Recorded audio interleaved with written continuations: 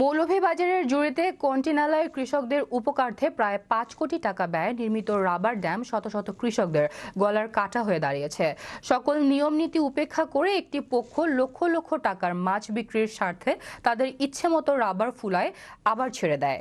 Jafarnagar UP chairman Masum Reza বলেন, উজানের বোরো ধান ও বাড়িঘর রক্ষার্থে উপজেলা পরিষদের সভায় ইউএনও মহোদয়ের দেয়া নির্দেশে রাবার ড্যাম ছাড়া হয়েছে। উপজেলা কৃষি কর্মকর্তা মোহাম্মদ মাহমুদুল আলম খান বলেন, এবছর প্রায় ৪,০০০ হেক্টর জমিতে বোরো চাষ হয়েছে। এবছরও বৃষ্টির কারণে উজানের পানি নেমে এসব ধান তলিয়ে যেতে পারে। উপজেলা নির্বাহী কর্মকর্তা লুসিকান্ত হাজং বলেন, রাবার ড্যামে পানি আটকানোর কারণে উজানের অনেক জমির বোরো তলিয়ে যাওয়ার সম্ভাবনা থাকায় পানি নেমে যাওয়ার জন্য রাবার ড্যামের সুইচ সামান্য খুলে দেওয়া হয়েছে।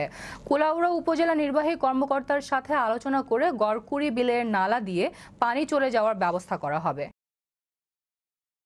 তা আমি অনুরোধ করব যে পর্যায়ক্রমে ধাপে ধাপে কন্টিনিউ এই নদীকে রক্ষার জন্য ঐক্যবদ্ধভাবে সকলের কাজ করা উচিত।